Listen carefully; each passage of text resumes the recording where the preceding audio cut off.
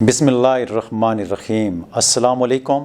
Awan homeopathic centre سے doctor محمد ارشد اوان آپ سے مخاطب ہوں۔ آج کا جو ہمارا پروگرام ہے وہ چھوٹے بچوں کے لیے ہے، ان کے والدین کے لیے ہے۔ چھوٹے بچے جب سکول جاتے ہیں، جو بہت کم بچے ایسے ہوتے ہیں کہ جو پوزیشن لیتے ہیں، لیکن بہت سارے بچے ایسے ہوتے ہیں کہ جن کو سبق یاد نہیں ہوتا ہے۔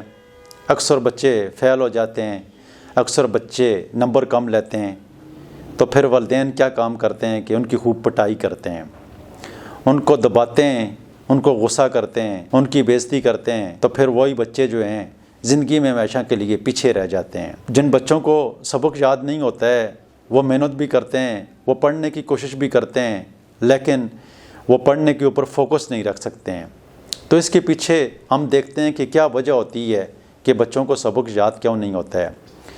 ہمارے دماغ کے اندر ایک گلینڈ ہوتا ہے جس کو ہائپوتھیلمس گلینڈ کہتے ہیں۔ اس کے اندر نیورو ٹرانسمیٹر لگے ہوئے ہوتے ہیں جو بجلی کی تاروں کی طرح انسان کی پوری باڈی میں ان کا سسٹم ہوتا ہے، مختلف کیمیکل کے ذریعے انسان کی باڈی میں پیغام پہنچتا رہتا ہے۔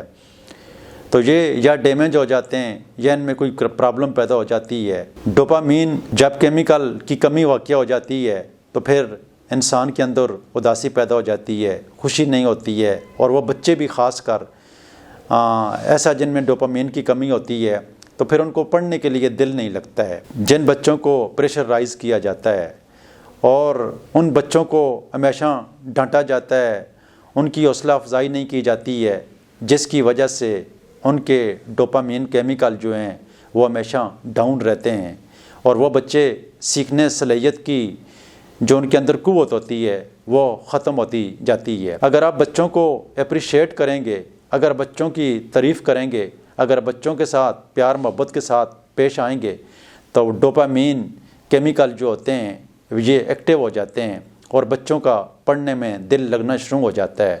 تو لہٰذا کوشش کریں کہ اپنے بچوں کو اپنی فیملیز کے سامنے، ان کے خاندان کے سامنے، ان کے دوستوں کے سامنے کبھی بھی ڈانٹ ڈپٹ نہ کیا کریں، بلکہ ان کے ساتھ پیار اور محبت والا رویہ اختیار کریں۔ اسکول کے ٹیچروں کو بھی یہ چاہیے کہ وہ بچوں کے ساتھ پیار اور محبت کا رویہ اختیار کریں اور ان کے ساتھ مل کر ان کو پڑھائیں تاکہ ان میں سیکھنے اور سمجھنے کی صلاحیت زیادہ ہو جائے۔ تو اس طریقے سے آپ کا بچہ پڑھنے میں اس کا دل بھی لگے گا، اس کو شوق بھی پیدا ہوگی، پڑھنے کے لیے بھی اس کا دل کرے گا، اچھی کتابیں پڑھنے کا بھی اس کا دل کرے گا، اور پڑھائی کے ساتھ جو ہے کتاب کے ساتھ اس کی دوستی ہو جائے گی، اور آپ کا بچہ معاشرے میں آگے بڑھنا شروع ہو جائے گا۔ تاہم اس ساری کوشش کے باوجود اگر آپ کا بچہ پھر بھی نہیں پڑھ رہا ہے، اس کی دماغی کمزوری ٹھیک نہیں ہو رہی ہے، تو آج کے اس پروگرام میں آپ کو ایک ایسی میڈیسن آپ کے لیے لے کر آیا ہوں کہ یقینی طور پر کوئی ٹیچر یہ پروگرام سن رہا ہے، کوئی والدین یہ پروگرام سن رہے ہیں، کسی سکول کے اندر بچے کمزور ہیں، تو میں آج کے اس پروگرام میں جو میڈیسن آپ کو بتا رہا ہوں یہ لے کر آپ اپنے سکول میں بھی رکھ سکتے ہیں۔ ان بچوں کو آپ ایڈوائز بھی کر سکتے ہیں کہ یہ ان بچوں کو یہ میڈیسن استعمال کروائیں۔ یقین مانیں کہ بہت سارے بچوں کا پڑھائی کی طرف لگاؤ بھی ہو جائے گا، اور جن بچوں کو سبق نہیں یاد ہوتا ہے تو یہ ساری ان اعصابی کمزوریوں کو یہ میڈیسن ٹھیک کرنے کی صلاحیت رکھتی ہے، اور اس میڈیسن کا نام ہے کالی فاس 30 میں۔ یہ کالی فاس 30 میں ہر والدین نے لے لینی ہے، ہر ٹیچر نے اپنے بچوں کو بتا دینی ہے کہ اس کے 2 قطرے دن میں 3 ٹائم 1 گھونٹ پانی میں ڈال کر استعمال کریں۔